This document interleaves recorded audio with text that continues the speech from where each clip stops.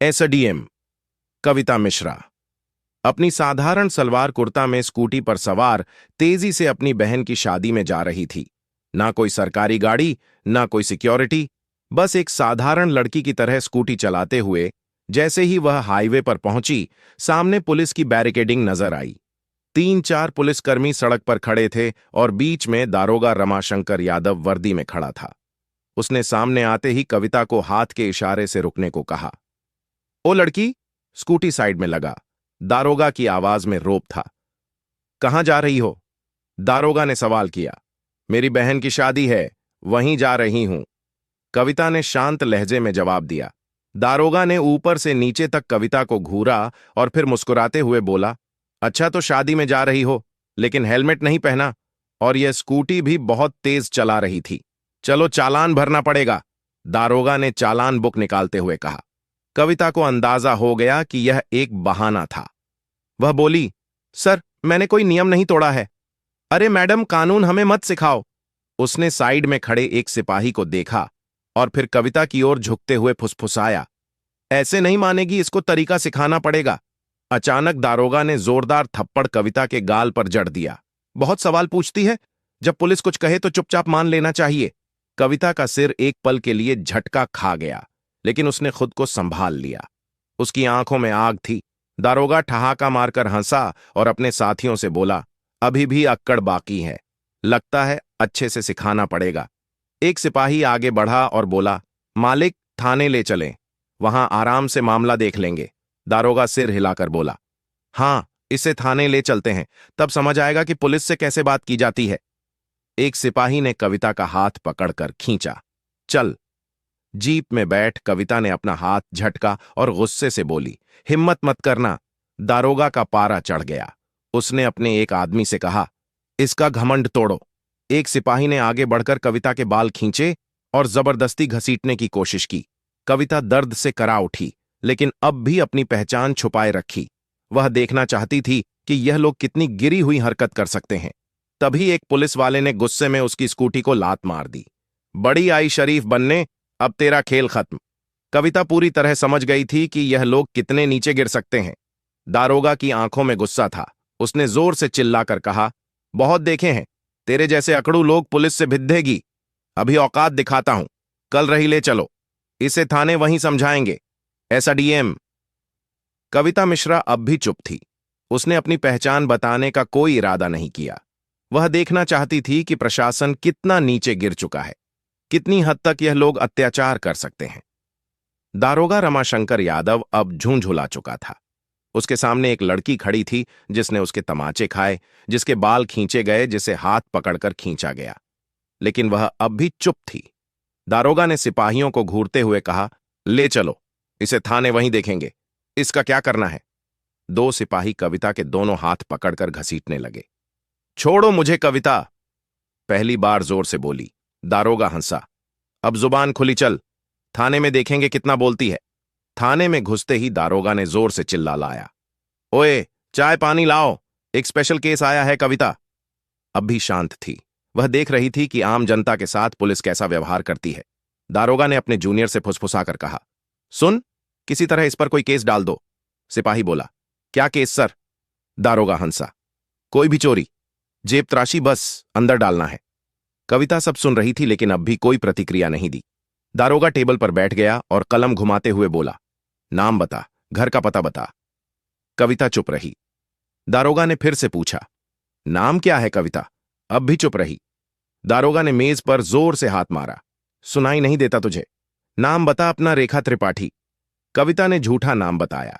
दारोगा हंसा, बहुत समझदार है तू, लेकिन ज्यादा चालाकी मत कर वरना बड़ी गलती होगी। कविता को जबरदस्ती लॉकअप में डाल दिया गया। एक गंदा बदबूदार कमरा, जहां पहले से 2 महिलाएं बैठी थीं। क्या किया तूने? एक औरत ने पूछा। कुछ नहीं, कविता ने हल्की मुस्कान दी। अब वह देख रही थी कि प्रशासन कितना गंदा हो चुका है। अगर एक एसडीएम तक को इस तरह बिना सबूत अंदर कर सकते हैं, तो आम जनता का क्या हाल होगा। कविता अब लॉकअप के अंदर थी। वह बस देख रही थी, सुन रही थी और सब कुछ समझ रही थी कि आखिर प्रशासन कितना गिर चुका है। वह हर हरकत पर गौर कर रही थी। दारोगा ने एक फर्जी रिपोर्ट तैयार करवाई। इस पर चोरी और ब्लैकमेलिंग का केस डाल दो। दारोगा ने फाइल को ठोकते हुए कहा। सिपाही झिंझका। लेकिन सर, बिना सबूत के दारोगा हंस पड़ा। सबूत इस थाने में सबूत बनाए जाते हैं। थोड़ी देर बाद एक सिपाही आगे बढ़ा और जोर से कविता के कंधे पर धक्का मारा। कविता दीवार से टकराई, लेकिन उसके चेहरे पर कोई डर नहीं था। दारोगा ने हाथ उठाया और थप्पड़ मारने ही वाला था कि रुक जाओ।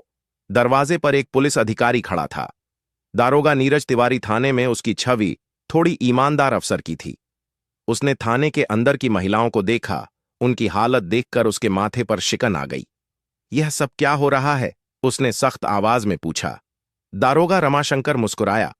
कुछ नहीं सर, एक सड़क छाप लड़की ज्यादा होशियारी दिखा रही है, जरा सबक सिखा रहे हैं। नीरज तिवारी ने गौर से कविता को देखा। उनके हाव भाव किसी साधारण महिला जैसे नहीं थे। इसका क्या जुर्म है? नीरज ने रमाशंकर से पूछा। रमाशंकर हड़बड़ा गया। सर, इसने चेकिंग के दौरान बदतमीजी की थी। नीरज तिवारी को कुछ गड़बड़ लगी। नीरज ने कविता की तरफ देखा। तुम्हारा नाम क्या है? कविता शांत थी। दारोगा। रमाशंकर ने हंसते हुए कहा। सर, यह तो अपने नाम तक नहीं बता रही। नीरज अब पूरी तरह सतर्क हो गया था। ठीक है, इसे दूसरी कोठरी में डालो, उसने सिपाही को आदेश दिया। रमाशंकर हैरान रह गया। सर, लेकिन मैं देखूंगा कि यह कौन है नीरज। नीरज तिवारी ने सख्ती से कहा। नीरज तिवारी के आदेश पर कविता को एक दूसरी कोठरी में डाल दिया गया। यह कोठरी पहली से भी ज्यादा अंधेरी और गंदी थी।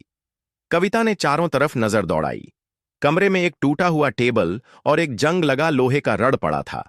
कविता अब इस प्रशासन का गंदा चेहरा और गहराई से देख रही थी। यह सिस्टम कितना गिर चुका है। उनका हर मिनट का अनुभव यह साबित कर रहा था कि कानून सिर्फ कागजों में ही था। अचानक एक सिपाही भागते हुए आया। सर, एक बड़ी गाड़ी बाहर खड़ी है। रमाशंकर चौंका। गाड़ी कौन आया है? सिपाही ने घबराकर कहा। सर, गाड़ी सरकारी है।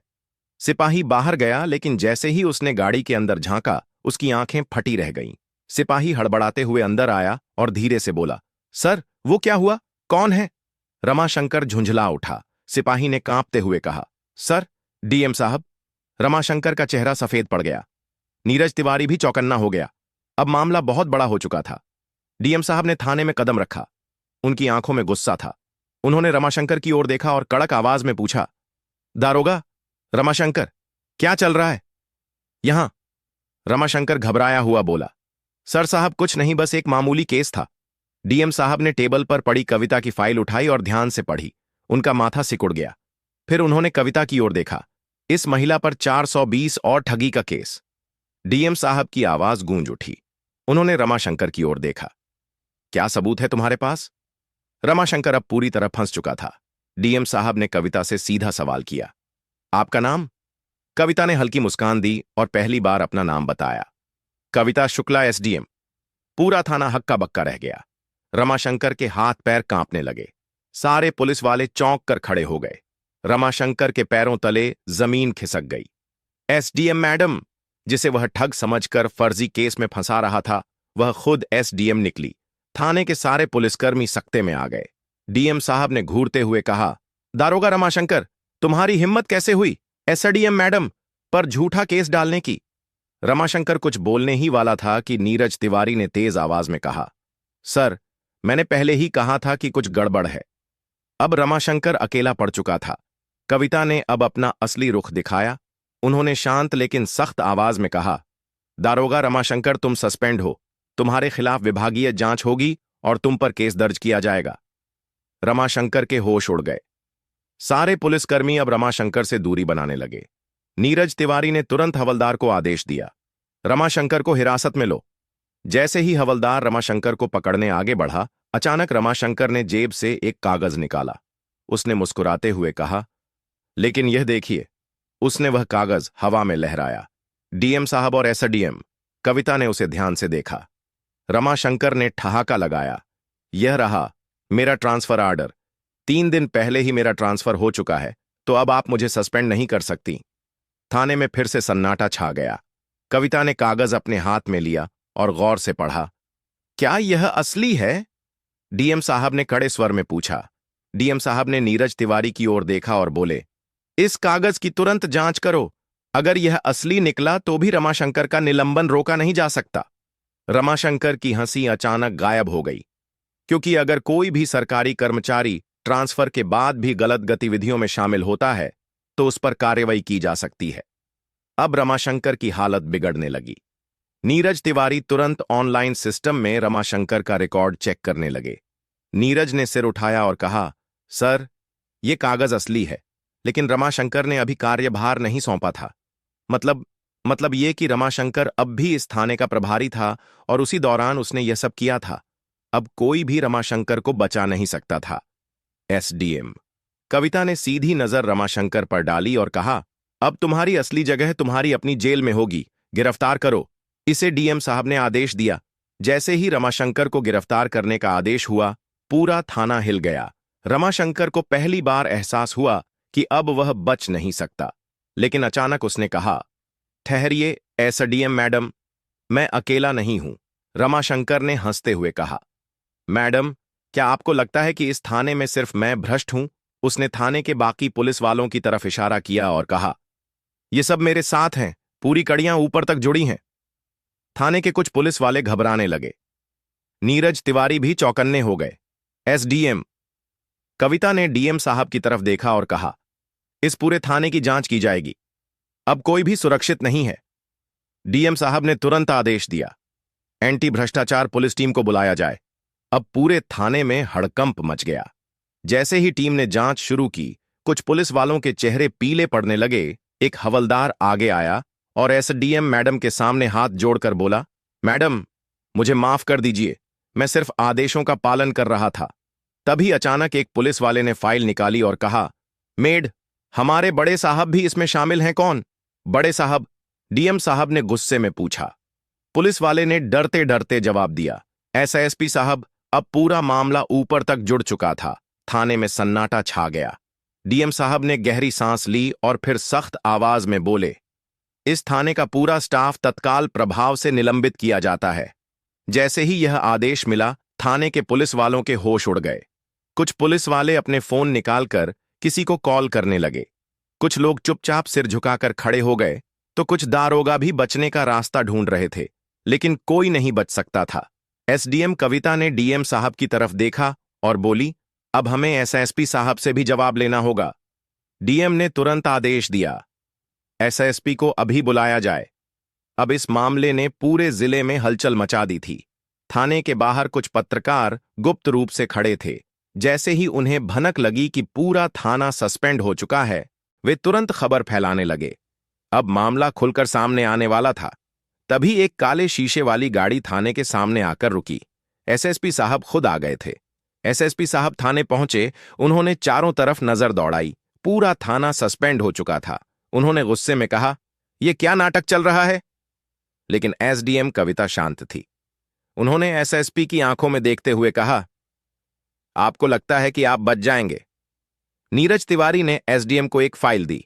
यह फाइल एसएसपी साहब के भ्रष्टाचार के सबूतों से भरी थी। कविता ने ठोस आवाज में कहा, एसएसपी साहब, यह देखिए, आपके सारे काले कारनामे। अब एसएसपी के चेहरे से पसीना टपकने लगा। डीएम साहब ने आदेश दिया, एसएसपी को तुरंत गिरफ्तार करो। अब पूरी पुलिस फोर्स हैरान थी। इतने बड़े अधिकारी को पहली बार किसी ने खुली चुनौती दी थी। जैसे ही एसएसपी की गिरफ्तारी हुई, पूरा मामला हिल गया। अब यह मामला राज्य स्तर तक पहुंच गया था। मुख्यमंत्री ने तुरंत आदेश दिया, जिले के सभी भ्रष्ट अधिकारी गिरफ्तार किए जाएं। इस आदेश के बाद 40 से ज्यादा पुलिस अधिकारी, 10 से ज्यादा आईएएस अफसर और कई राजनेता गिरफ्तार कर लिए गए। एसडीएम कविता की ईमानदारी ने सिस्टम को हिला दिया था। पूरे जिले में एक नया प्रशासन लाया गया। भ्रष्टाचार पर अब कड़ी नजर रखी जाने लगी। अब एसडीएम कविता का मिशन पूरा हो चुका था। उन्होंने दिखा दिया कि ईमानदारी से पूरा सिस्टम बदला जा सकता है।